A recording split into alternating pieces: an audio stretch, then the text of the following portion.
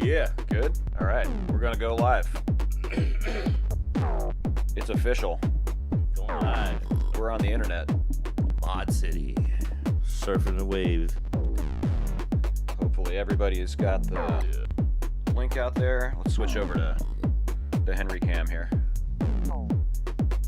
Get this light show on full display. Good morning, LA. And the rest of the world. Good morning. Well, it's afternoon now, right? A little bit. Yeah. A little bit. Yeah, noon LA is. Oh, yeah. For all you New Yorkers out there. Floridians. Mid-afternoon in Florida. Right. All right. So, Here, I can turn the... we can bring you down over here. Oh, okay. You You, can leave it. want to just... You control it? Yeah, I got it. All right, cool. We'll see if we hear any wonkiness coming through the mixer. This is the Mod City Live podcast, live show. It's not really a podcast. It's a live stream. My name is Joe. We got Victor over here. What's going on? And in the studio today, we have our esteemed guest, Henry Strange, the one and only of Strange Electroinic. So, we've got this amazing case in here. We just had a light show going off in the studio a minute ago, and oh, there we go. Oh my goodness. All right. So, let's jump into it. Maybe we can talk about some of the current events in a little bit, but I'd love to get an introduction from Henry here. Henry, you do so many things. You got your hands in so many different parts of the music game. Give us a little bit of a briefing on what you've been doing lately, some of the stuff that's been kind of exciting you in the process, and yeah, tell us a little bit about yourself. I've been doing a lot of touring as an engineer in the past 10 years. And, I've watched all these different artists perform, as well as performing as a DJ and performing with my own stuff as well. And over that time, I really got interested in the technology used for performance. So everything that I've been working on is specific for performance. I feel like, for the most part, all the companies that make music technology mainly make it for the studio. Yeah. So then you take the stuff from the studio and then you put it on stage. So not that many companies make stuff specifically for performance. That's so true. What are some of the differences in terms of the outlook, the approach? What are some of the comparative differences between setting something up or designing something for the studio? What are some of the limitations that somebody might find? Well, in the studio, obviously, you have things facing you, because you're trying to operate it directly. But on stage, you often want it to face the audience. Now, it needs to face you as well. Obviously, you're operating it, but you want the audience to actually experience what you're doing. So something very common, not so common, but that has a lot of keyboard players been doing, is they'll tilt their keyboards forward, which is really cool because then their hands are not playing like this; they're playing like this, so they don't have this kind of crooked wrist. Right, and they're probably standing while they're playing, Exactly. so it might be an awkward position otherwise. Exactly, and now the audience can actually see them play the keys, and it's such an improvement on design, because now they don't just look like that guy's in the back doing something. Right. And what from a technical perspective, also, are there certain functions that we find in studio gear that are maybe prohibitive on stage? Menus, things like this that might be inoperable when you're in the heat of things on. Absolutely. On stage, everything is about just instant, right? Because you're not going to be dialing through menus. Yeah. Everything is just touch do now. So the simpler things are, the better. Yeah. Yeah. And one of the things that I developed over the years is we made a plugin for Ableton Live, and it's called Setlist. And what it does is just simply creates a playlist. So a lot of Bring tours this up now. over here so people can see what that looks like. Okay, cool. Bless you. Dave Harrow's in the room. What up, Dave? Let's look at Setlist. Oh, here it is. Yeah. So Setlist. So a lot of people use backing tracks now for their shows, and the main reason is to, so much is produced in the studio that you want to stay in the show, but that are electronically made, or backing vocals. You want all of these elements. So you use Ableton Live or Pro Tools or whatever to play back the tracks. Sure. So that's been going on for a while now, but everyone will put like a little sticker on their MIDI keyboard. Sure. Labeling things, right? Label their song, so they hit that sticker, and they'll cue that song and then hit play. Mm-hmm. So they'll look at a piece of paper for the set list, look at the keyboard, find where that sticker is, press it, and hit play. Yeah. So I'm just like, that is crazy. Cause, Yeah. I see people doing that with launch pads even. Hooked yeah, up to launch Ableton, pads, right? yeah. We actually were the first to do that like years ago with the Launchpad, and Innovation got all excited because we were taking Launchpad over the world. Mm-hmm. But I'm like, this is so ridiculous. I'm literally sometimes I'm like, I'm gonna put the stickers in the set list order. So I'm like, before the show, I'm sitting there with a labeler, like putting the stickers in order. Mm-hmm. And then the next show is like, oh, we changed the set list, and then I'm back there changing this. It's Of like, course. it's insane. So I'm like, all right, well, screw all that. Let's make something on the screen, that'll give you the set list. So set list, the app itself simply reads the markers in the arrangement view. We have a new version coming out actually at NAMM that will give you the same control for session view. Wow. So now you can just look at a list of all your songs. And so you set up your performance, like Yeah. kind of your expected set list in a timeline. That's right. Right, and you can still change that right on the fly. Absolutely, On a all on the fly. given day, you can. In fact, there's two lists. Mhm. So there's the full list, which is every song in your arrangement page, and it's put together in alphabetical order. And then the set list on the other side, which is the show that you plan on doing. So if you want to jump to any song, let's say you had a singer who's like, you know what, let's go back 6 years ago to this song. You're like, oh. And you just scroll down, and you're like, they want to play Joe Bob song. So you go to J, and then you click that song, double click, and it'll just launch. Wow. So you can have basically a timeline full of songs and Yes. different markers just indicating where they begin, or even partway through those songs, I suppose. Yes. And on the fly, add that to the list. Yep. And hop to that So location. you don't have to add it to the list. Just literally just double Oh, click. you just click it and it launch. goes there. Okay. And then you can go back to your set list to continue your set list. Wow. So and along with that, of course, will be anything that's timed with that track in the timeline, right? Maybe one of the benefits of working in the arrangement view Yes. for a live performance is that you can synchronize all kinds of crazy stuff, right? Well, I think one of the key things that people want out of using playback is they want synchronization to video and to lights. Exactly, right? So you'll have time code or some kind of MIDI sync to go with the whole show. So when you hit play, you're literally launching the video and the lights. Right. So it's And then, so when you hop to a certain point in the set list, Yes. along with that, the tempo Yep. might be changing, Yep. the timeline clock tempo, amongst many other things, Yep. maybe even, accompanying dummy or MIDI clips that are doing other performance Yes. on the stage. Yeah.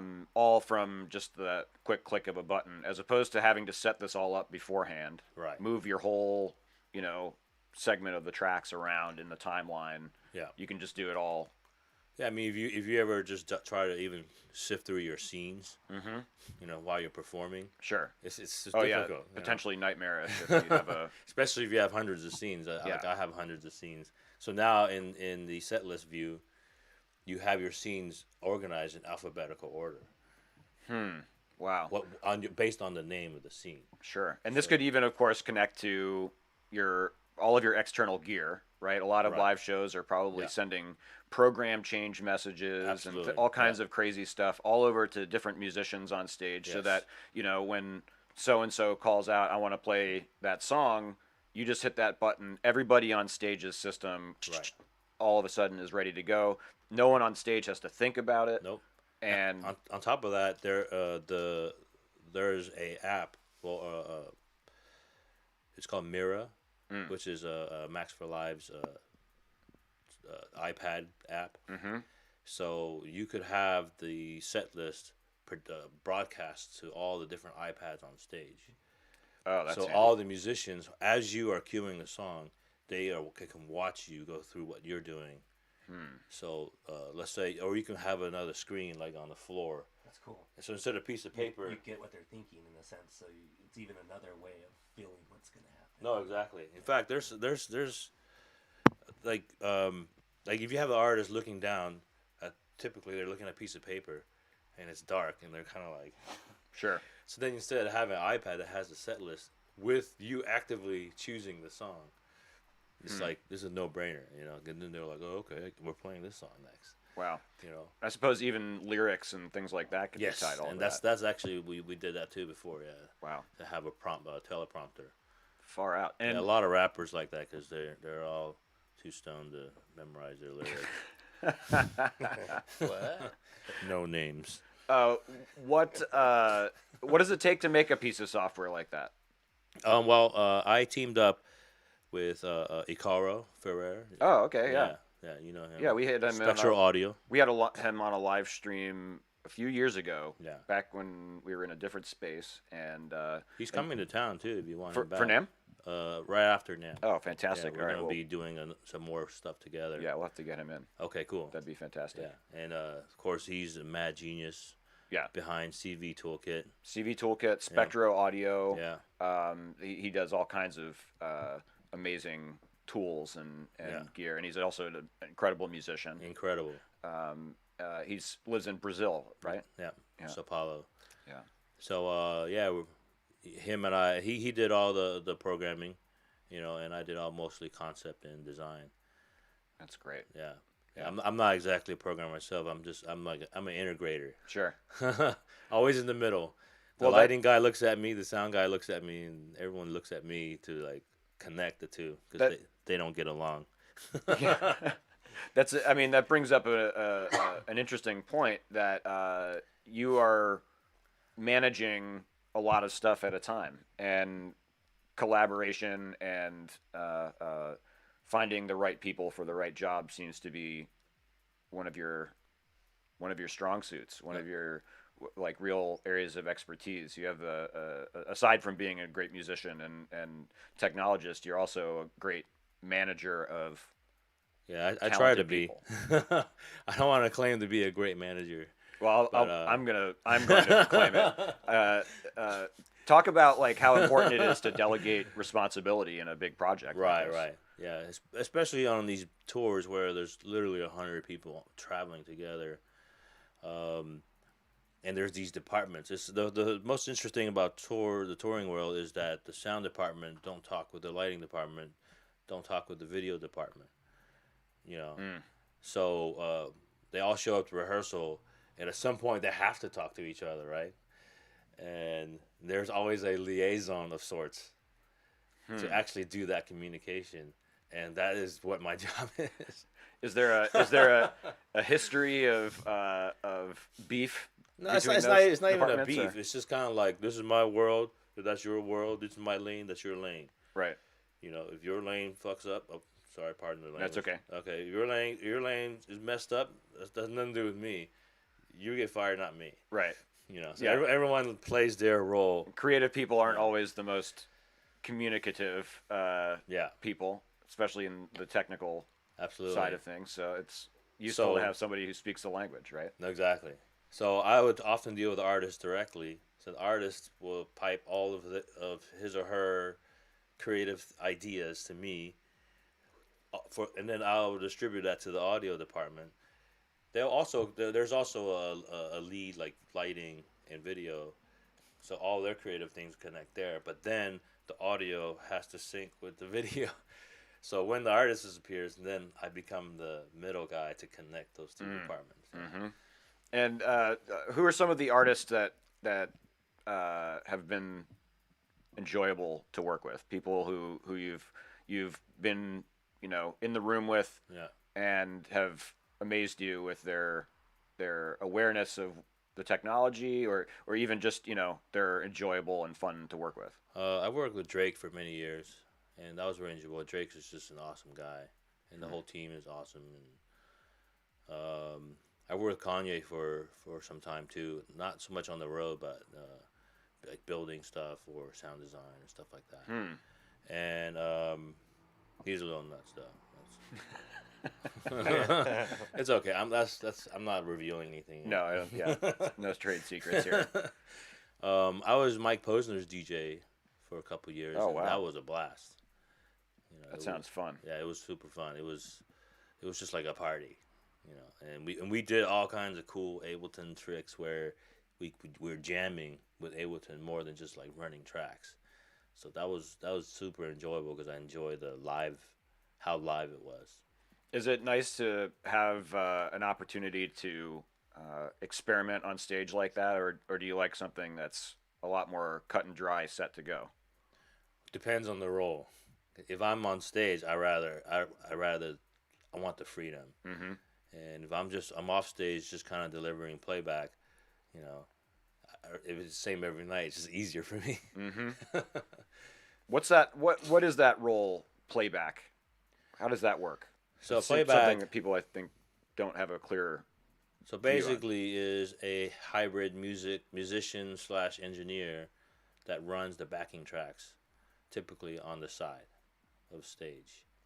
So basically doing what the DJ does, but on the side of stage, and dealing with a lot of technical elements like sending cues and sending time code and sending the multi-track to the front of house and to the monitors, controlling like the teleprompter, if that, all those things.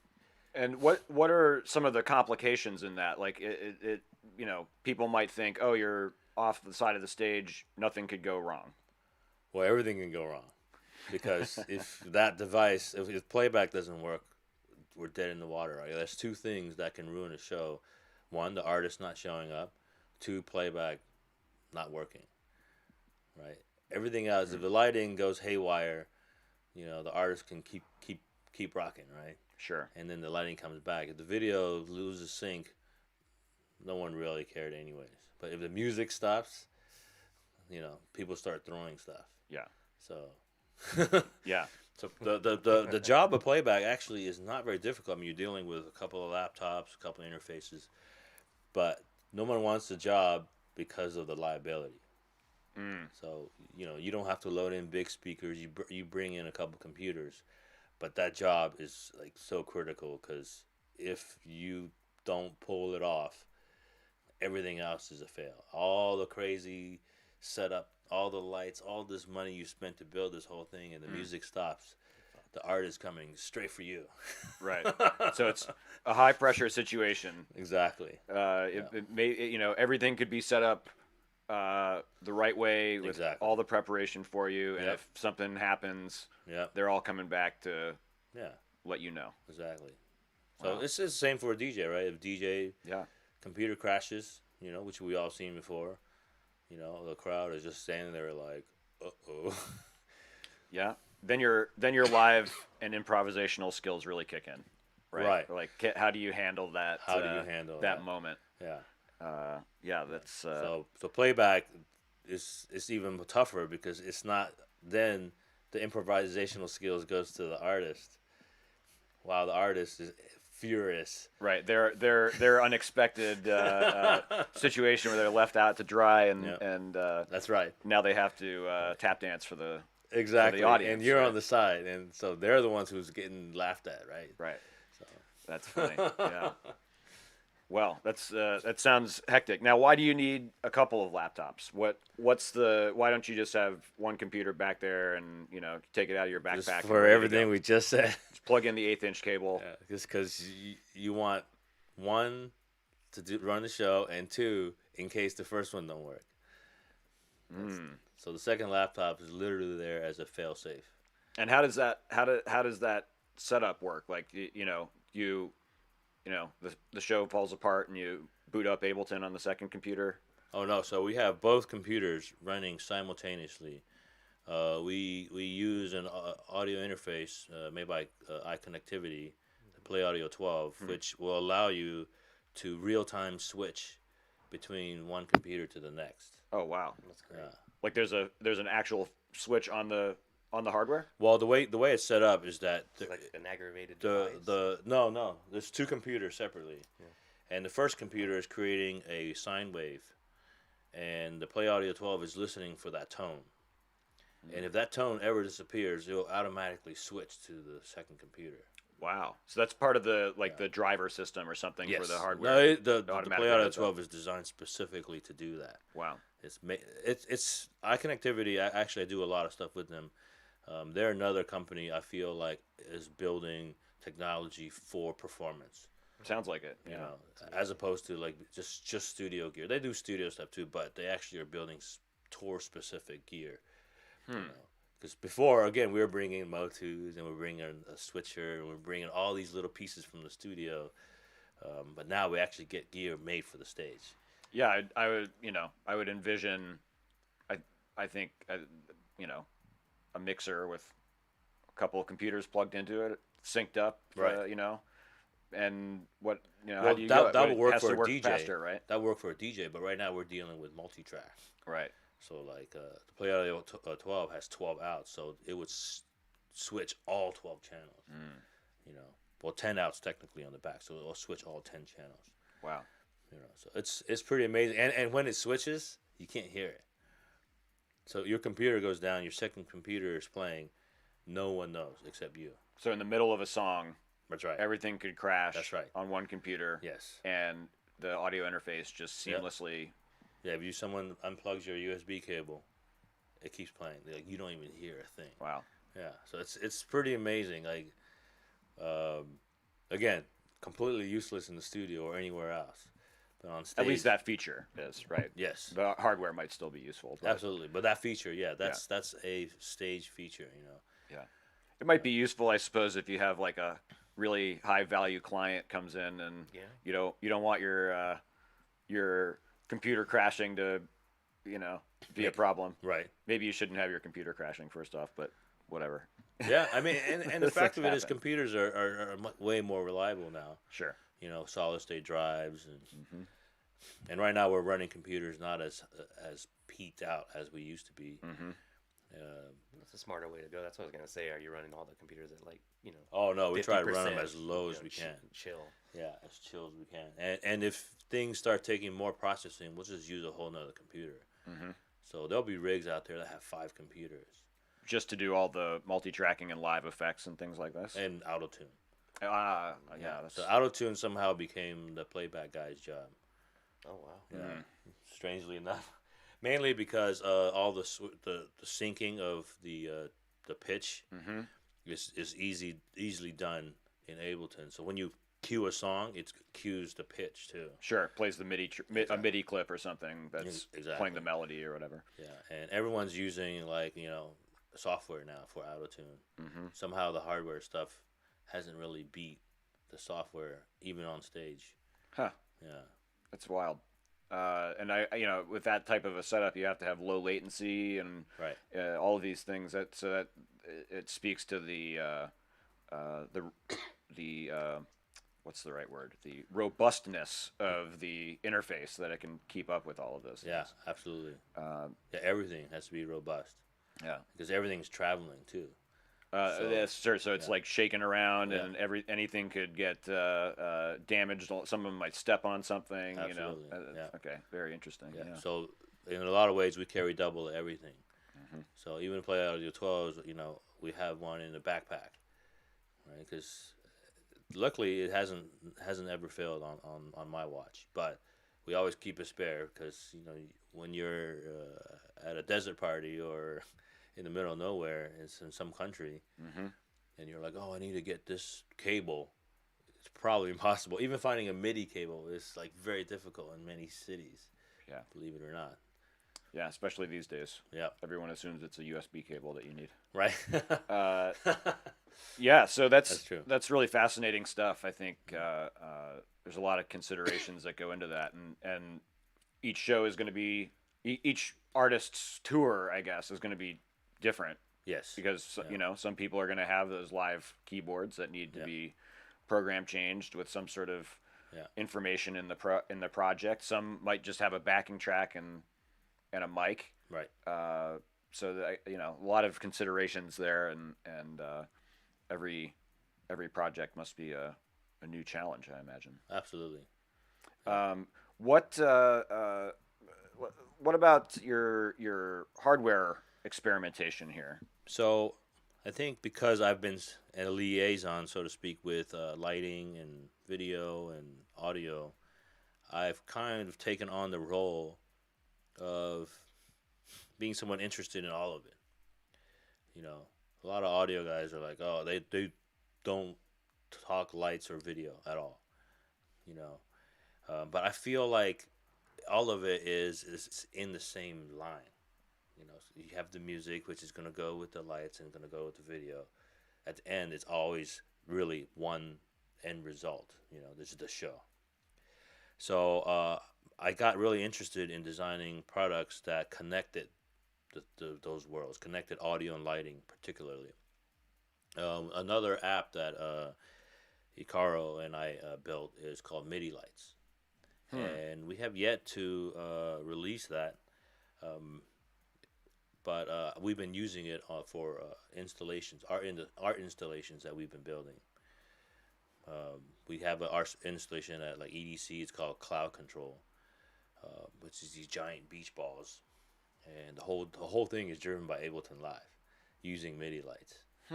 So it's pretty cool because people can interact with those beach balls and touch them and trigger off samples, which trigger off lights.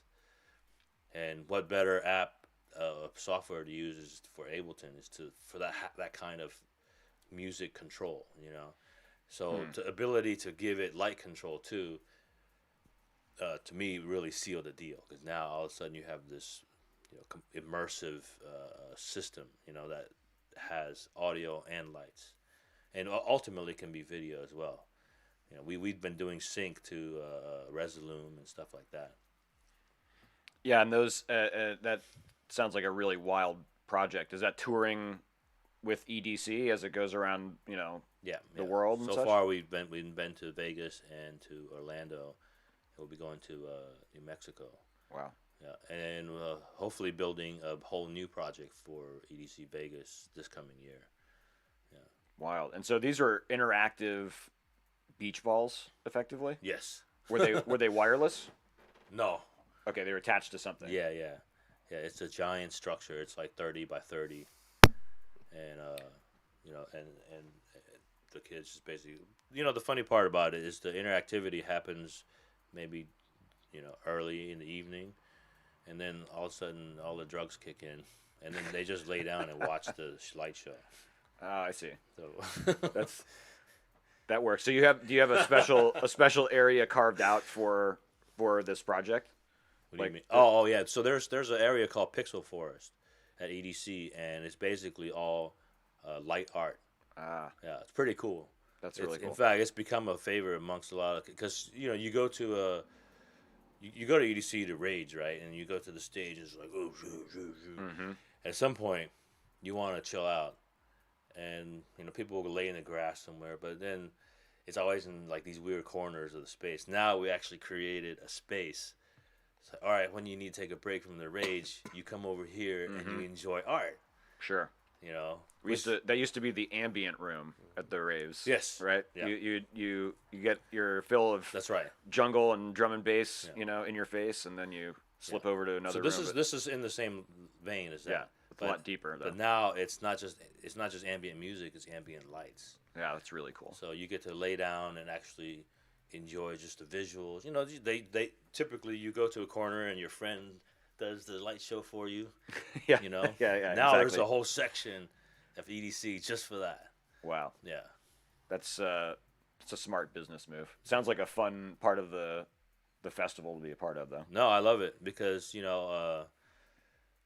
the main stages, I mean, they've already built that out. This little area is just now, becoming a thing. You know what I mean? And I feel like it's a lot more creative too, because it allows you to do things that are different than what stages normally do, right? What you can do. All the art cars, for example, park there too. I see. Yeah. So the whole thing is much more immersive in general Yes, than exactly, a stage where you're just and basically then watching. all the food is there too. Oh, that's convenient for you. That's So people go there and eat and hang out in the art, take a nap, trip out. whatever they're gonna do. Yeah. Yeah, that's great. That's pretty cool. That's Yeah. it's a fun area, I'm sure, to It's going to have the grow too. opportunity I'm to play. 100% sure. Yeah, The feedback's been crazy because all the kids are like, "Yo, this is what we want." yeah.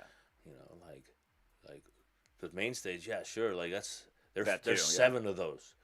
But something that feels like new, something Right. that feels different than Right. what they've experienced at every other festival. Yeah. And Something the whole they can immersive thing is take just part in, exactly. exploded. Yeah.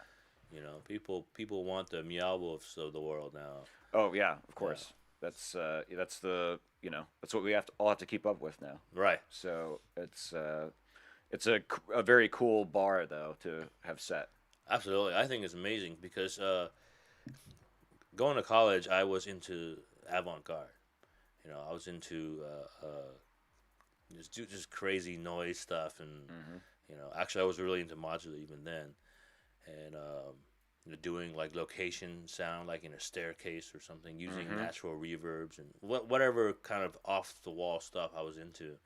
So I feel like it's it's in now. Doing off the wall things is actually people want it now. It's Oh yeah. So that's like even modular, right? I feel modular is pretty off the wall. Like the concept of the people building these tiny little modules just to do this really specific weird process. Absolutely. And I'm just like, that's cool. Yeah. And everyone's into it. Yeah. Yeah, We like the esoteric. Yes. The avant-garde, as you say. Yes. Especially in times like these where we need modern day freakouts, as our friend Nate calls them. These things that jar us all loose of our humdrum day-to-day lives. Right. So, quick shout out to Dave Haro, to Joe Lee, to Kinsis. I hope I'm pronouncing that right. And Leslie Gazarian in the chat room. Let's talk about your history a little bit. I want to know about where you come from. How did you get to this place? You just mentioned college. You were telling us a little bit about your some of those formative experiences before we got started. Where are you from? How'd you get to where we are now? So I grew up in Louisiana, of all places, and went to college in Florida, Tampa, Florida. Yeah. And there was a studio called SciComm.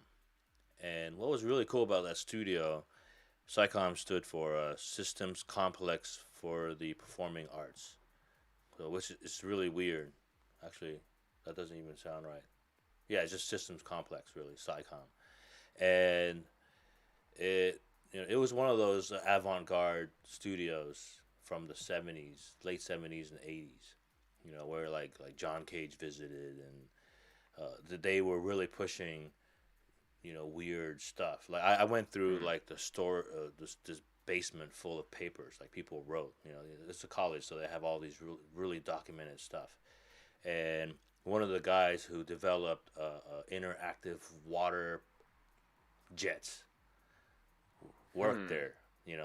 Some 30, well now like 50 years ago, and which turned out to be the same jet. He built the jets at Disney World. You know what I mean? Oh yeah, that will shoot over your heads. Yeah, the laminar flow jets, right? That's right. They look like a nice clear Yes. little column of water. Yeah. Yeah. So he was building jets, interactive jets to sync to music. At this place. Wow. And so they were really into the avant-garde. But when I got to the place, they were trying to close it down. Huh. Because no one wanted to do the avant-garde anymore. It was not in style, and all the avant-garde people had left, but they left the studio. So I was digging through the basement of this place and all this stuff and reading the history of it, and it just blew my mind. They were doing computer music when it was punch cards. They had a whole stack of punch cards. Wow. I was just like, whoa, this is crazy. Wow. So, and then, and while you were there, I mean, that even the name of that place sounds cool and attractive. What were you experimenting with in that space? What did that place draw out of you? Well, the avant-garde or the experimental nature of the place really, I loved it. That was like my favorite thing. One of the best things it had is it had a huge EMU modular rig, as well as the original Moog modular. Wow. So we literally learned signal flow on modular. Even for all the audio heads who were into like mixing bands and stuff, they still were forced to learn on modular, but it really taught you like, okay, this is how you diagnose a problem because the signal flow has to continue, right? Right. So, and I loved the modular. Like, it was my favorite thing. And then I was really into the digital stuff too. So I went heavy into digital for the longest time, but I always had modular on the side. Like, I was super into Nord modular. Oh yeah. Yeah. Yeah, that's what I got started on too. Yeah. And so once Eurorack kind of made this return, for me to go back to it, it was kind of like, okay, cool. I remember this. Mm-hmm. It's just smaller now. Yeah, and more options, right? Way more options. So you were playing with an EMU modular, which is the pin matrix, right? Like that type of. Oh no, EMU? no, it was huge. It was like, it looks just like Eurorack, but it was a 5U, I guess. I gotcha. Yeah, it was 5. That's what we call it now. Wild. Yeah, with 1/4-inch cables. Yeah. Oscillators were like this big. Wow. And so then you spent some time. This is how you learned really the core of what brought you into and up into the electronic music world, and Right. you got heavily into digital. Yeah. And working in the computer, I Yeah. assume. Well, I mean, at the time, computers were just now entering the music realm. This was like Pro Tools, the beginning of Pro Tools. Mm-hmm. It was called something else. Then. Oh man, I don't remember. Well, anyway, it doesn't matter. I don't remember either. Yeah, remember Wave Lab? Mm-hmm. Sonic Foundry and. Oh yeah. Of course. Yeah, and so yeah, at the time, digital was coming in, so I was super into what you can do with digital. Much like everybody else. Sure. And then, but the irony of it all is that what digital had became wasn't what I thought it was. It became just like, a preset player for the most part. Not, you can do a lot more things, but, Most people were using it that way. Yeah. Yeah. So it's just like getting back into modular was just like, thank you, I'm free of the preset player, right? What's the conceptual difference there, do you think? Is what makes you what attracts you more to the patching, the creating of your own sound, as opposed to that's presets? it. It's creating of your own sound, Right. right? Not starting from someone else's sound. Like, you're forced to think like, let's try this. It's the experimenting at the end of the day, and happy accidents. Yeah. Right, because in the computer, happy accidents is somewhat difficult. It's literally sifting through either presets other people made or, single knob controls with the mouse.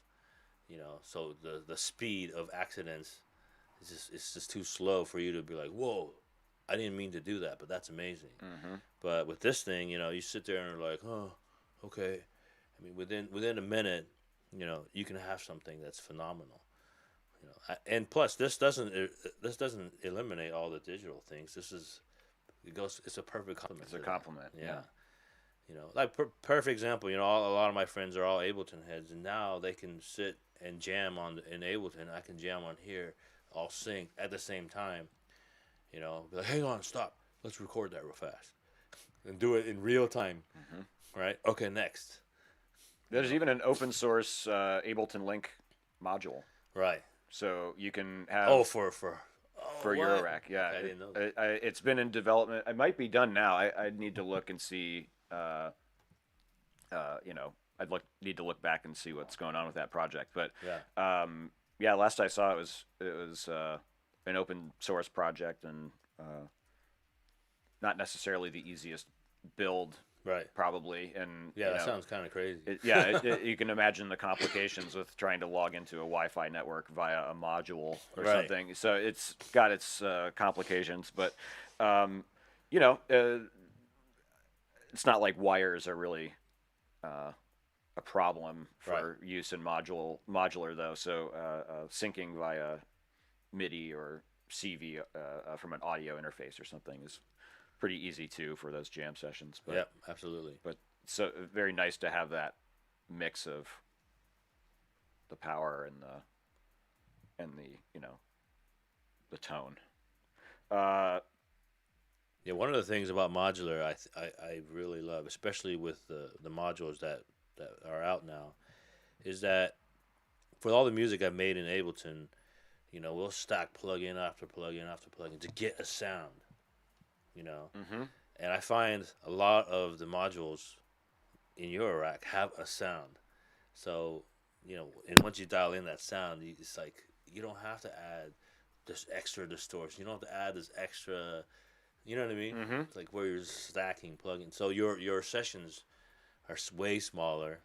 Yeah, you get the most that you can out of the hardware. That's right. And yeah. So my sessions are mostly audio now, as opposed to MIDI with I have with all those U80 plugins or something, just stacked to get it to sound like something big, Yeah. So. Yeah, there's the modular has a nice loud level as well. It's got an intense signal that's going to be nice and. That's right. Yeah. Boisterous in your mix. Yeah. So absolutely. Yeah, but it also makes you think that maybe all of that crammed on additive post-production methodology is not necessarily the only way to get some of these sounds. Absolutely not. Yeah. So I think there's a freedom in that all that understanding of that you gain from working in a modular system. So and we should throw out that modular doesn't have to be an expensive endeavor to get into. There's VCV Rack, which you can use to learn anything and everything about modular. Yeah. And that, just like we were talking about a moment ago with Ableton and the modular, VCV Rack will integrate directly with the modular if you have the right hardware. And so you can learn on this system. We learned on the Nord modulars back in the day, or those real modulars. And, these things can all be intermingled now. You can use... Yeah, I want everyone to hound Nord, to bring Nord modular back. Yes. Yeah. So everyone out there, when you go to the NAMM and go to the Nord booth, be like, hey, what happened to Nord modular? That's a good like... I've been doing that at NAMM for a couple of years, and most of the guys are like, what are you talking about? Yeah. We make pianos. We make pianos. I think that's a great mission statement for any synth people going to NAMM. Yeah. Of course, and stop by our booth. Yeah, definitely. We'll be there. Are you there. guys hearing a click when I switch views? Okay, I will limit the view switching here. We're gonna do one more. Okay, if that's doing a click, let me know.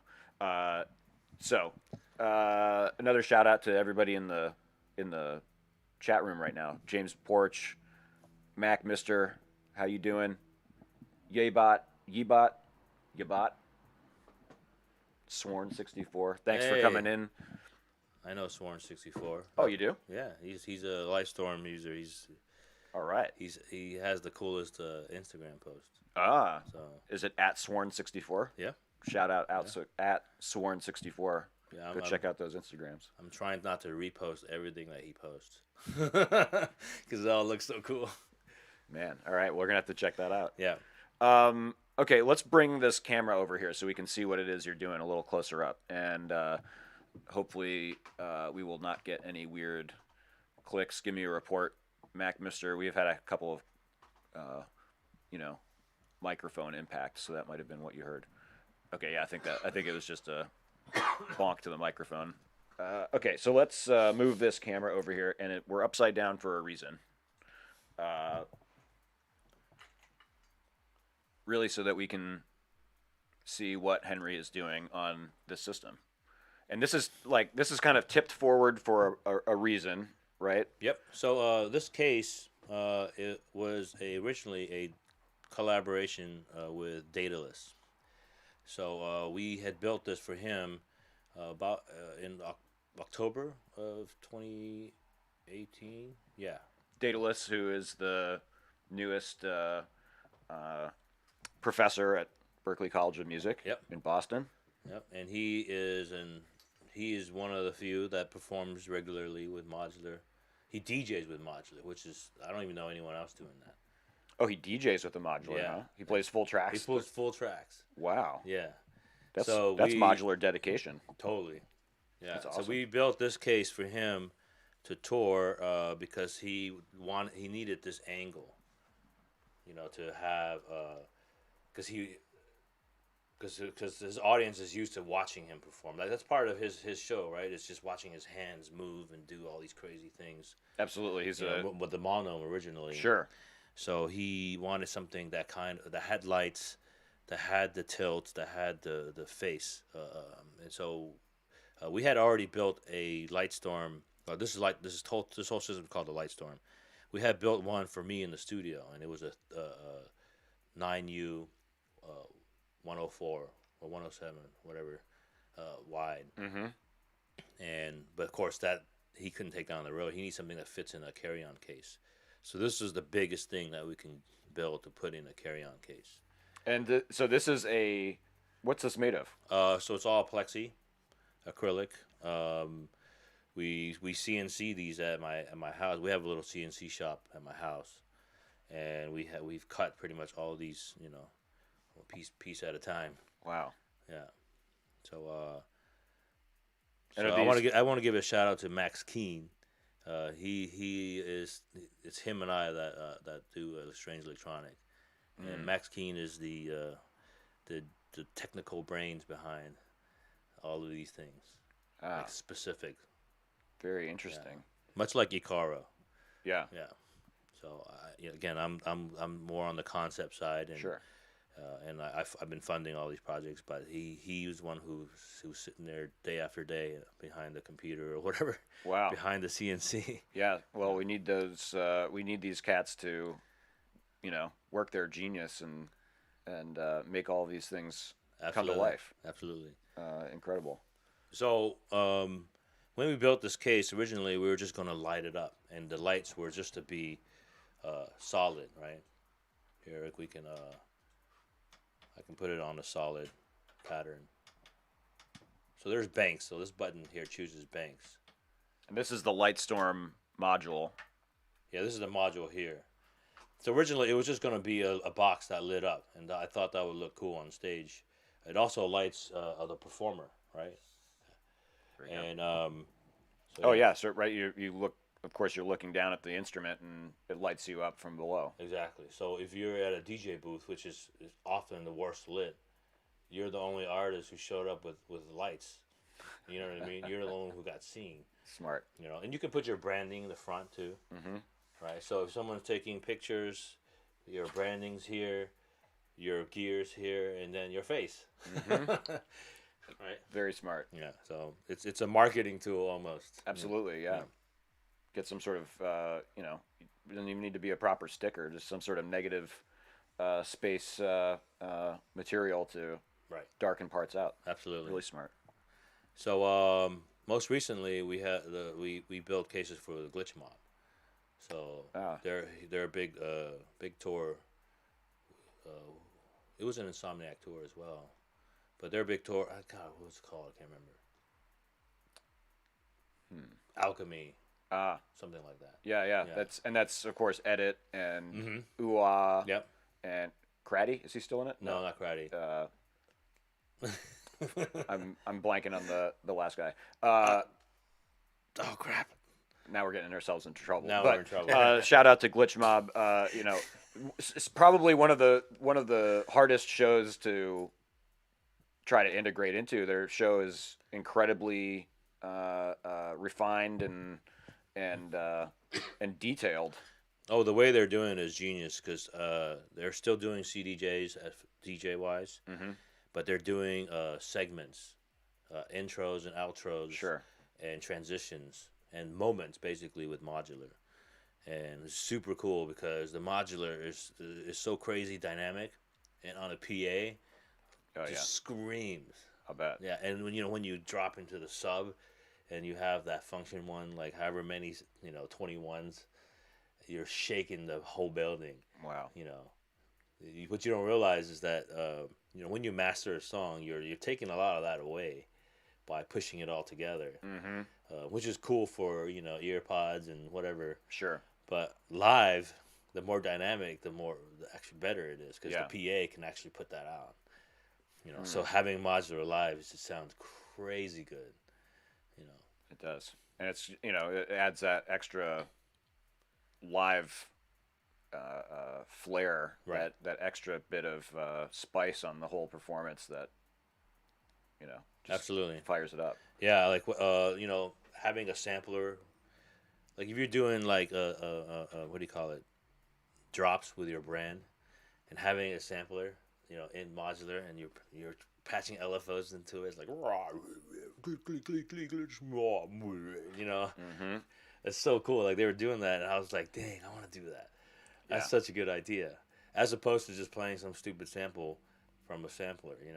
Absolutely, yeah. Yeah. And that I think that goes back to a bigger picture point here, which is if you're putting together a system, you want to do that with a vision so that you get some sort of usable results. A lot of people kind of like, they don't think about the bigger vision for what this instrument is going to be. Right. And their modular turns into a lot of modules that maybe they realize quickly that they don't need or aren't doing the right things to get the sounds that they want. So having a bit of a vision, and we want a shredding drop bass instrument that we can use. Of course it can probably go lots of other directions, but Well, you have it sync too.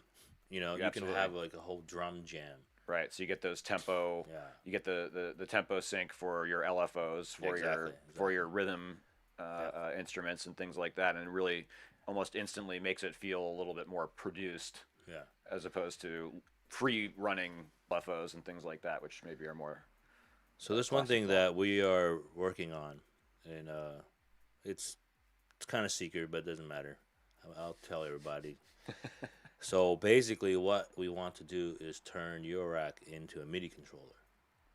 So we're developing Eurorack MIDI modules, and the idea is that now you can use a Eurorack case as a MIDI controller, have Eurorack elements in there, so you could sync all of it together and perform on one surface. I see. So you'd have like some performance, control surface elements, That's right. as well as your right. modular system in the same unified interface. Yeah, and plus, I have like 30 MIDI controllers at my house just sitting on a shelf because I like this knob over here. I like this fader set. I like this. And my dream is always to take the best of all the MIDI controllers and put it into one, right? And there's MIDI modular systems out there, but none of it is made for the road.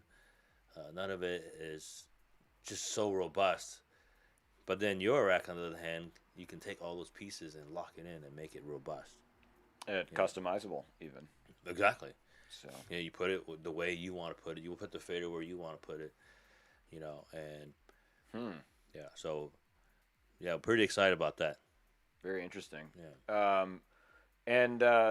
Okay, so tell us about the Lightstorm module. What happened with that? Where'd that come from? So again, was my fascination with LED lights. I just love LED lights. I put them on everything. If you go to my house, you'll be like, "Oh, this guy is LED crazy," Yeah, I lit up my MIDI controller for years now. It was like 2012. I have a MIDI controller that has all sequenceable lights in it via MIDI. So when I was more in the circuit DJ circuit, that I was kind of known for that controller. It was a Livid 64. Oh yeah, 64. Sure. Yeah. So this is kind of a extension of that. So originally we were just going to light the case, but Max was so into the idea of actually programming the lights and having it CV controllable. I'm like, well, you're going to have to build a whole module for that. He's like, yeah, let's do it. I'm like, well, I just got into this. I don't know how to build a module. He's like, I can do it. I'm like, okay. And sure enough, so over a period of a year, step by step, we came up with this layout and this concept of what each knob is going to do. So here I can show you, so this is banks through, so this is kind of a preset player, or light preset player. So you can pick different patterns. It's all Arduino driven, so you can build your own patterns. Wow. So inside are addressable LEDs? Yes. Okay. Exactly. So it's not just the basic $20 light strip off of eBay. Yeah, it's they're all addressable. $40 light strip off of eBay. Well, they're $20 now. Oh, the addressable ones are rather cheap. And plus, what's really cool is that the addressable standard, it's called the 2812, WS 2812. So this standard is pretty common now. So you can buy like a hoop, or you can buy neon rope, you can buy circles, or you can buy a grid. So you can literally just plug in all these variations of lights into here, and it'll work. Wow. So it's almost we're almost starting the modular LED. Absolutely, yeah. It's a universal format, so Right. any of these systems will connect to it. Exactly. Okay, so it's Arduino based. We can build our own patterns. Show us some more. I Sure. didn't mean to interrupt your No. presentation here. So we pick through the patterns. That's the first knob here. The second knob controls the speed of the pattern. So see how it's moving a little slower, and then push it a little faster. This knob here controls the color. This knob controls the saturation. So now we go all white. We bring the color back. And then this knob controls brightness. So, very simple patch, for example. Let's say we take this LFO. All right, LFO out. Let's just go to the brightness. These little black knobs is input gain. So it's attenuator. So let's turn the brightness all the way down and turn this all the way up. So now this LFO here is controlling the brightness. You see that? Ah, yeah. So you can pick different waveforms. Or control color. Turn brightness back up. So there you go. So the color changes. Control via LFO.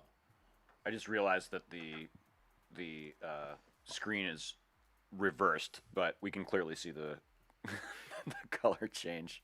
The text is backwards, but the effect is clear. Yeah, everything is laid out this way for the performer, so it is a little odd. And you've got the these plexiglass kind of the blanks, cloudy blanks as well to help the light kind of feed through the panel, and an extra one at the bottom. Yeah, so this is a whole nother bar. This adds the light to actually light the gear itself, and then light the artist. And this is just Velcro on here, so you can actually put this anywhere. Put it right across Look like a lightsaber kind of. So you can do your. That last Star Wars sucked, by the way. We heard good things about cats last weekend. Hey Wambra, hey Paul, thank you for coming on in here. What else? What's in store in the near future for Strange Electroinic? Well, we're gonna build more URAC-based MIDI modules. Mm-hmm. Yeah, and this is also gonna go fit.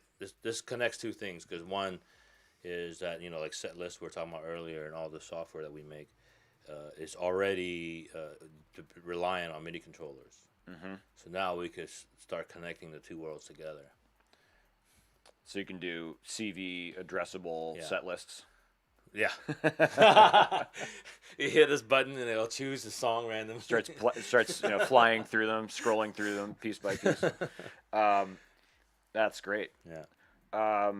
And so you're going to be at NAMM. Yep. So we have a booth in conjunction with iConnectivity and Create Audio. Create Audio is my buddy Al Jolson's company.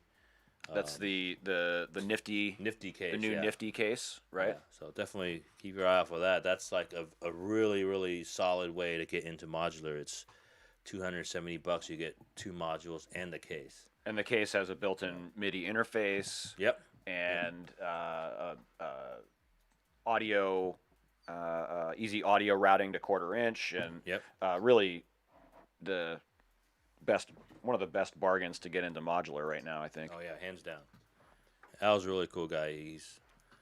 He works his ass off in this business. Yeah, and it seems to be having a lot of success with that device. Yeah. Let's see if we can reset our video here. That was really cool. Have you seen any of the new announcements coming for NAMM? Any of those new Korg synths? Oh no. They announced the remake of the ARP 2600 now. Oh yes, I did see that. That's exciting. Yeah. But this is okay. Expensive. Let me bitch on TV here. Here we go. So one of the problems Now we're I have getting with NAMM, or just audio companies in general, me personally, is that I feel like everyone's just recycling. It's like this constant. Every year you go to NAMM, you're like, oh, there's another 808. Yep. Made by a different company other than Roland. Mm-hmm. Oh wait, there's another. Like, how many 808s do we need? As many as we can get, apparently. Every 808. Can we get more 303s? Yeah, well, I mean, there's that too. There's that too. Yeah. To your point, Korg also announced their new synth, the Wave State, which is a remake of the Wave Station. Oh right. From the early '90s, which is doing vector synthesis and wave sequencing, which we touched on last week with Eli's tree sequential switch, basically, sequencing a bunch of different waveform cycles in a row to create something that sounds a little bit more.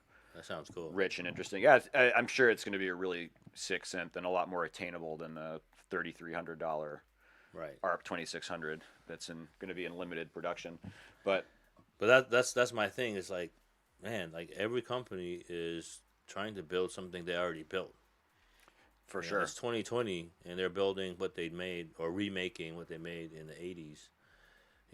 I get it. I mean, obviously, there's a market to follow. It's kind of like movies, right? You just remake the same movie over again. Spider-Man. How many Spider-Mans do we need? Good. I totally agree, and I think it goes back to your point that we need more. This is the time for the weird. Yeah, let's time go for the into the esoteric. future, right? Let's make things that don't exist. Yeah. So that's actually our slogan for Strange Electroinic, frankly, is we just want to make things that don't exist, that haven't been done before. Yeah. Because nothing wrong with things that have been done before, but that's not what we want to do. Yeah, and there's no vision of the future, and we're all, especially again, that kind of goes back to this crazy time that we're in right now, that people lack vision for the future, and somebody has to bring that. Yes. And I can't think of a better. Yeah, person to do it. I'll tell you another top secret, since this is the top secret channel. Okay. So we have a MIDI controller, which is I should have just brought the prototype, but it's okay. It is a MIDI controller that fits onto a wireless mic. Oh wow. Yeah. So by putting the sleeve onto this wireless mic, it gives you 2 pressure sensitive buttons, and a thumb switch. Wow. And then a gyro control. Oh, sick. So you can twist, and then up and then down. Wow. Yeah. And so a vocalist now can do their own auto tune on and off. let's say you had reverb on the mic, you can go for this moment, and the reverb will increase Of course, yeah. as you lift your head, and then that's cool. decrease. Or if you twist your wrist, delay will happen. You know. Wow. Imagine combining that with those Mimu glove Right. controllers. I mean, yeah. it's so much in one hand that you can do. Right. Who are you doing that one with? Is that Strange Electronic internal project? No, collaborate? we teamed up with Livid originally, and now Livid is no more. So Justin Moon, he goes by Moon. I can't remember, Moon Development, something like that. So we built the prototypes with him. Livid made that mold over guitar wing. Yes. Right. As well. In fact, this again, top secret. Oh no. Not really, but a lot of the brains is based on the guitar wing. Oh, that's awesome. Yes. Yeah. That's I think I've seen Moldover with his custom controls of all various sorts, and Moldover and sounds I, reminiscent. we literally have very similar ideas on a regular. Oh yeah, well Yeah. he's a good person to be in tune with, I think. Yeah, we did Dead and Company together. Oh, did you? Yeah. Yeah, I saw that was on your credits list. Yeah, we built Mickey Hart's crazy drum and this thing called the Beam. The Beam, yeah. Yeah. That was one of the things that really kind of Yeah. caught my attention about the Grateful Dead when I Yeah. first Oh, really? started getting into them. Okay. Yeah, because it's the strangest part of the show. Yeah, and Mickey Hart is the strangest Yeah. member of the band. He's the really coolest is. member of the band. Yep. And I mean, his setup is always just the most Yeah. It's mind-boggling far out. thing. Yeah. Yeah, well, that's amazing. So you guys worked on the Beam together with Mickey Hart. Yep. Yeah, up for in- Mickey Hart. in the Bay Area. Yeah. Right. Yep. We were there day and night. And that's still currently touring right now, right? Yep. They're Still currently touring. still on yeah, the I'm road. I'm not with that team anymore, Sure. but I think Moldover still jumps in there from time to time. Wild. Yeah. Yeah, I've known Matt for almost 20 years now. Yeah. We played a show 18 years ago Yep. in the middle of Pennsylvania forest, and yeah, what an amazing cat he is. Nice. He's absolutely amazing. Yeah, One of my heroes. absolutely. And the controllerism godfather. Godfather. Yeah. So that's awesome. So that sounds like a very useful device. Do you have are there any artists that you have in mind for that controller, or is this Not very open-ended? Not yet. I feel like it's one of those things that can be for every artist because it could be as simple as turning on audience lights. Let me see my people out there, and you hit a button, and then those audience floodlights come on, or it can control cryo, or you know what I mean. It doesn't have to be just for vocal effects, and again, that's kind of where my brain goes because I'm like, when you give someone an audio device, they're like, oh, I can do this audio elements, but you can do so many more things. You can Sure. control lights. You can control the video. You can control, pyro, Yeah. Wow. So imagine if you have a button on your mic that will launch the flames, and you give that to an artist. It'd be like, anytime you want flames, you just hit this button. Who doesn't want that now? Yeah. That's sick. $10,000 a firework. And I love the idea of empowering the vocalist with a controller, which is, for so long kind of been one of the prohibitive Absolutely. elements of any kind of vocal performance or Absolutely, vocal yeah. performance tool, right? Yeah, guitar player has all these pedals. Every musician has everything to their touch control or foot control, and the vocalist is the only one who doesn't get it. And sure, you can give them foot pedals, but it looks really bad when they're like looking you down. You can't leash the vocalist. That's the other That's real right. complicating factor there. They Exactly. can't be. So the controller stuck. has to be small enough to just be in their hand. In That's a fact, great idea. for Kanye we did a Wii controller.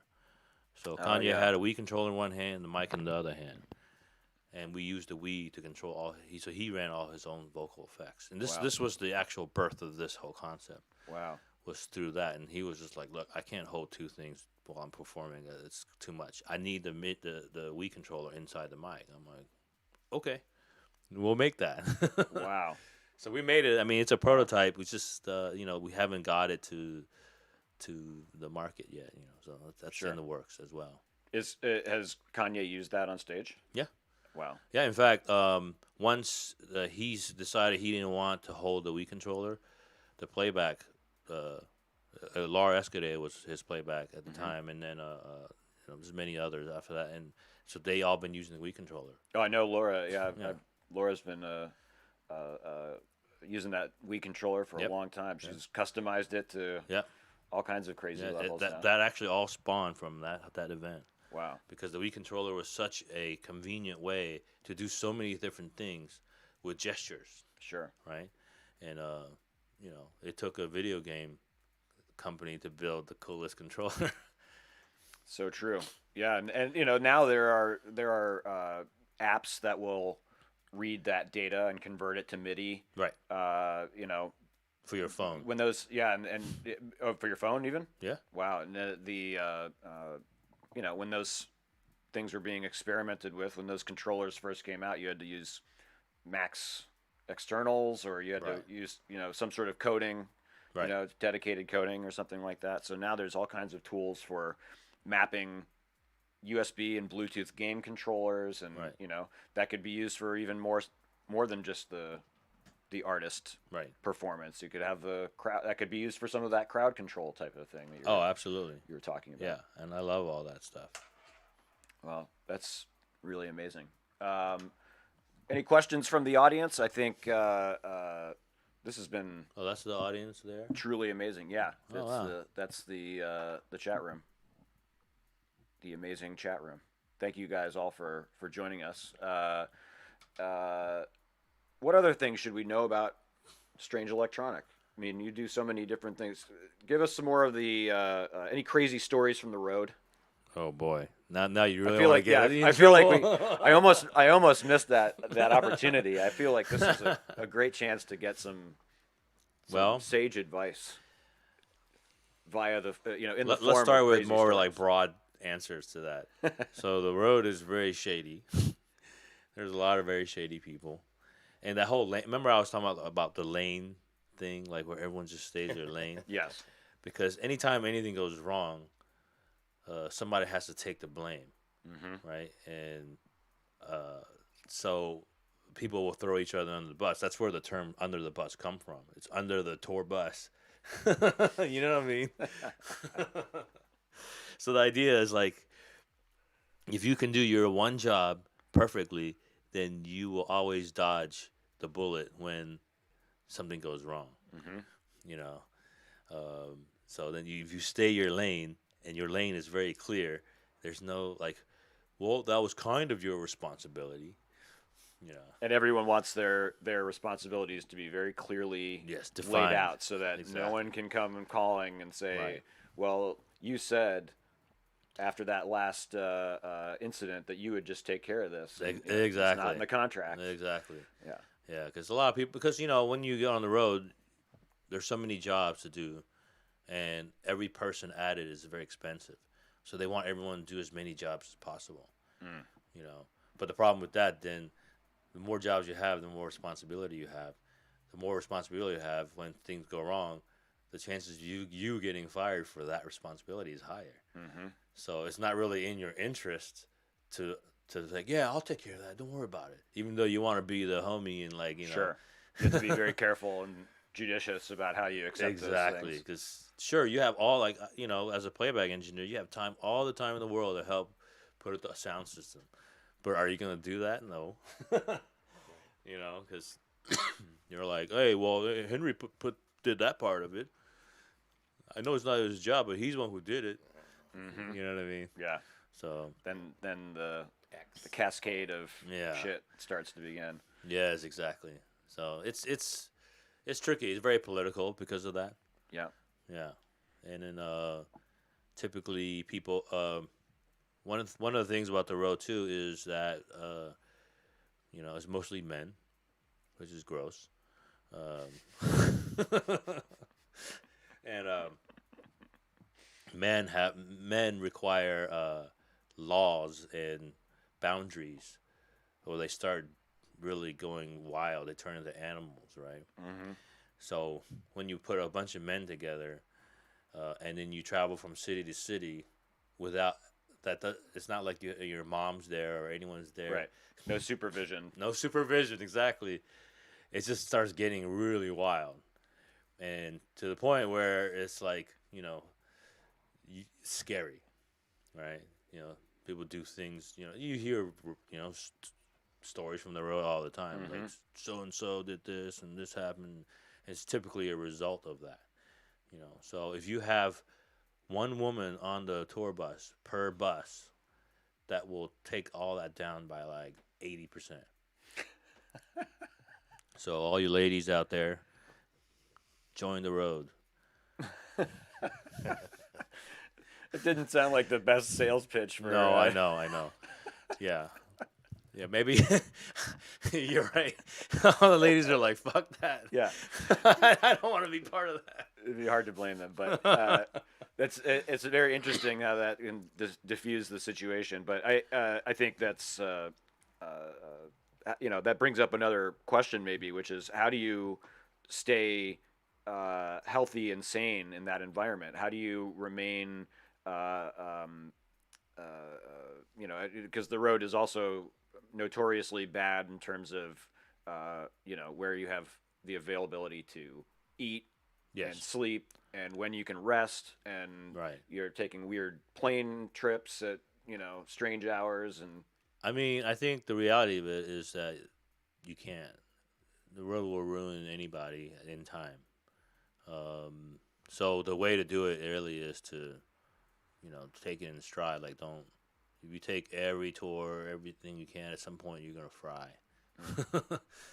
You know, I mean, they do their best to make it comfortable. So, like you said, there is food literally 24 hours a day. You know, they serve breakfast, lunch, dinner, and after show. You know, so you're gonna get fat. There's no doubt about it, unless you exercise. You know, which is, there's probably not a lot of time for exercise. There is time. I mean, you know, you can just run around the arena 100 times. Yeah, which is what I've done. You know, up and down the stairs in the arena. You know, and then all the guys will laugh at you and shit. But you know, you said you're fat. I'm not. All the Teamsters. Yeah, exactly. You know. Yeah, that sounds. It sounds like you really have to have initiative. You have to be aware of yourself and yeah. In fact, there's whole blogs about, you know, how to maintain health and happiness on tour life. Sure. Yeah, it's a thing. Yeah. Yeah, I mean, there's so many people who are on tour at a given moment. It's a potentially very big industry, and so there are stories and a lot of collective knowledge about how to navigate that world. Right. But I think it's a mystery for a lot of people. I think the best part about touring, and the most important part, in my opinion, is the fact that you're traveling. And you're traveling all over the world. And a lot of touring, you know, guys, they forget to vacation, so to speak. Mm-hmm. They forget to explore, because you're in the middle of some country that you've never been before. There's so much out there, even just around the vicinity, to really check out. So, like, I would bring a folding bike. So for my couple hours, I would, you know, jet away and just, you know, dash off to see whatever town I'm at, check it out and enjoy it. Even though I don't get that much of it, I still get something. Yeah, and having a bike on tour has to be a very, very handy. Super device. handy. It's the best. I mean, right now, this was before the cities having bikes and scooters. So I think now with the scooters and stuff, you can really do it without. But at the time, I had a bike because it was literally my freedom.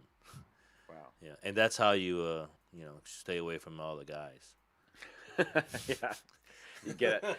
You arrive and then you go for an adventure away from exactly, and then you come back and you're like, "Hey guys, I'm glad to see you." You know, get your break from the people who you're trapped with 16 hours a day in the bus. Exactly. Yeah, that's exactly.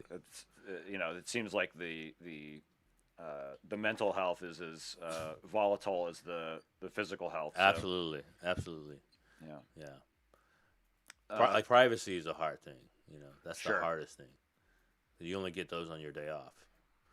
Otherwise, you're on a bus with 10 people.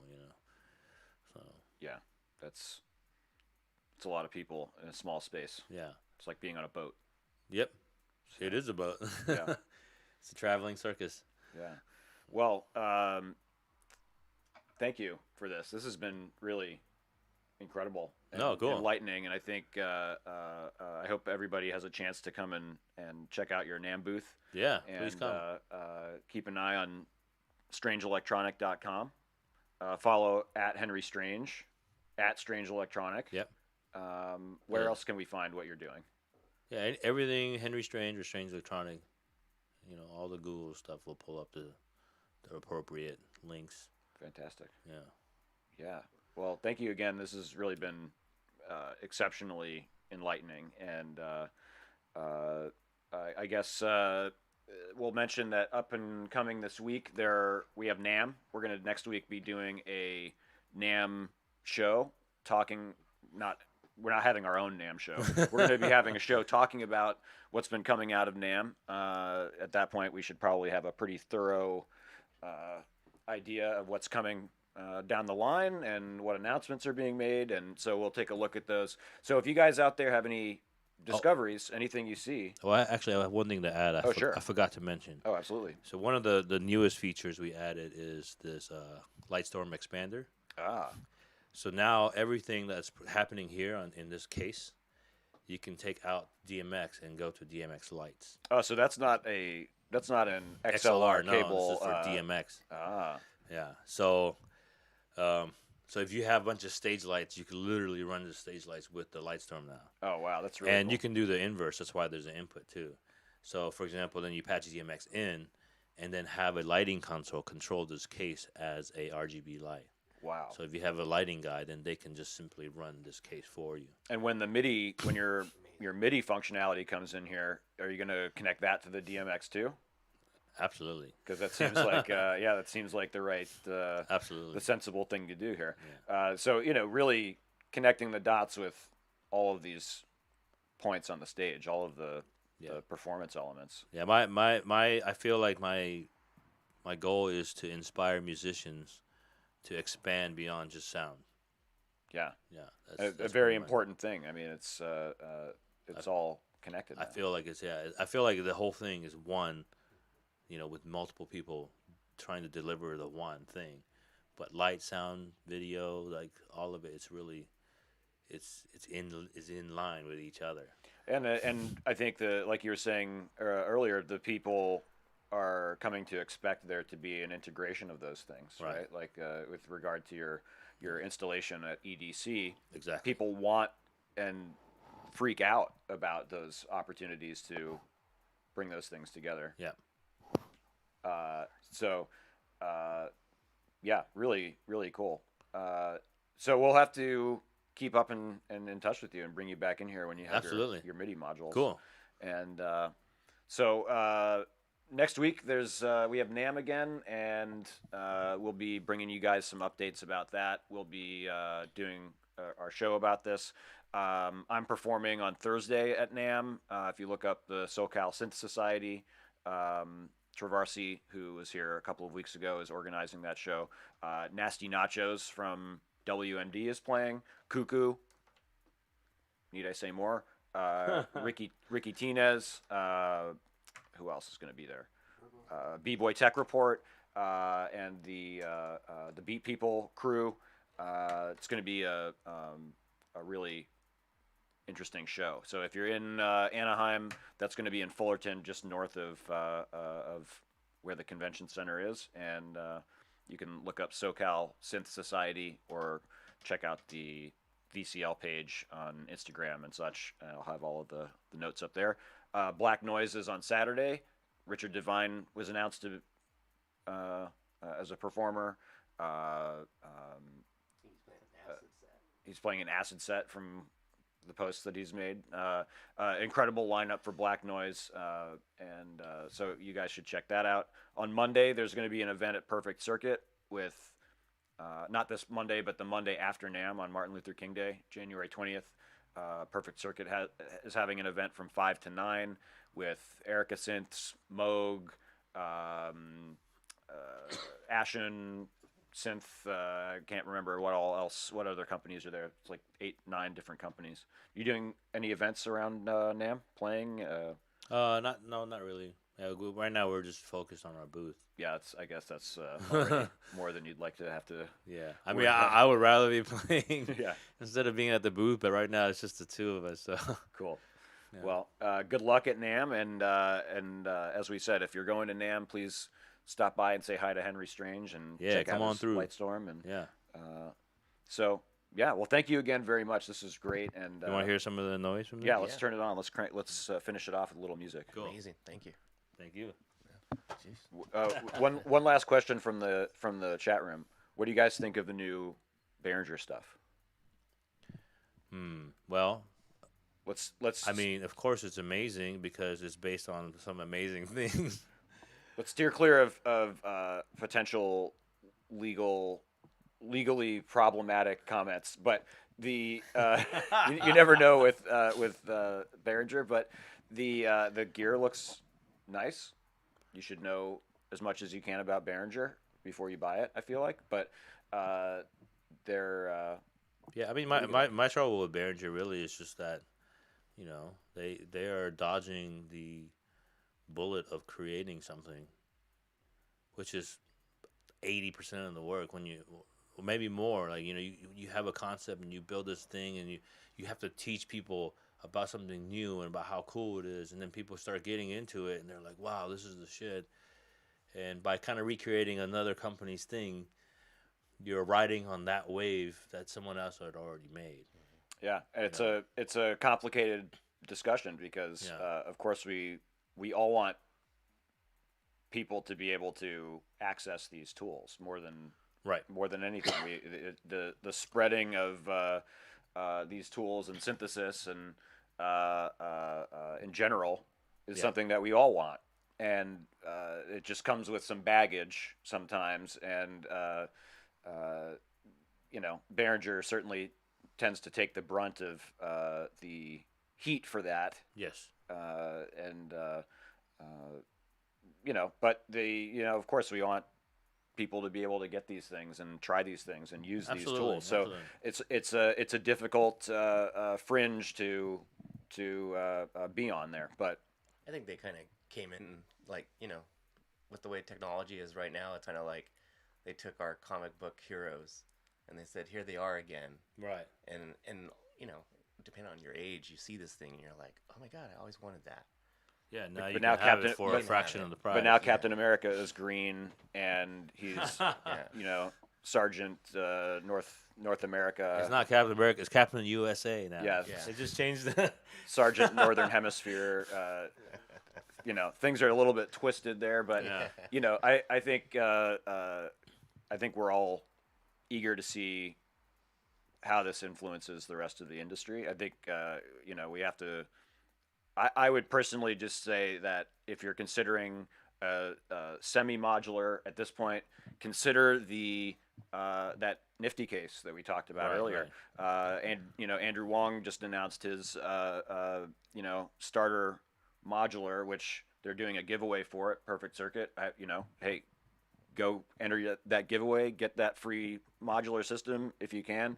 But a $2,000 starter system is not necessarily, to me, the easiest or most sensible starting point, and something like that nifty case Right. might be. So Absolutely. and that's less than the cost of a Behringer Model D. So Yep. you know, these are things that we're in a time that now a lot of opportunities are falling at our footsteps. So keep your mind open, and you know, Maybe there's worry about signal flow more. yeah, worry. You know, think about the technical side certainly, and Right. I think, but we also have to have fun, and you know, we have to get our hands on the tools that we need to do the job. So you know, it's also hard to bemoan anyone who would explore those things. Everything is valid in that sense. Absolutely. Well, thank you. So cool. Cool. Well, thank you guys, and thank you guys in the chat room. This was really great, and we can't thank you enough for coming in and interacting with us and chatting. And next week, I think will be even more interactive because we don't have any guests. It's just going to be you guys and us, and whatever excites us from NAMM or shocks us and horrifies us, if that's the case. So thank you again, you guys. Is Brenger gonna be at NAMM? I would assume. Yeah, I assume, especially with all that stuff. Well, last year I think they didn't go now. Oh, they didn't? I They remember the DeepMind They booth said- a couple of years ago. But Yeah. I think they set up in the valley or somewhere. Oh, that's right. Yeah, because they have their office up in. Yeah, I can't imagine like Moog or Roland, just going to Behringer's booth and looking at, like, oh well, there's our product. Yeah. Talk about politics, right? Like, Right. We were talking about that on the road, but it comes up at NAMM a little bit too. NAMM has actually rules about copycat companies, That would make sense. which they'll ban copycat companies from showing up. I know that they do that for like a lot of Chinese companies that do knockoffs. That's sensitive territory for sure. Interesting. I can see that being a problem. But I've even seen people from one company with a similar name come up to another company with a similar name and Right. want to have some words with them about it at NAMM, Right. like on the NAMM floor. It's I think for most of us, it's a place that we can go and see people that we like and have spent a lot of time with. But it's also a place where worlds collide. Stems from too many guys in one room. It's Yes. definitely part of it. Sadly. Man, here we go. Well, yeah. So thank you again, and NAMM. We're gonna have all kinds of crazy stuff to talk about next week. So hope to see you guys then, and yeah, see you next time. Have a great weekend. Take care.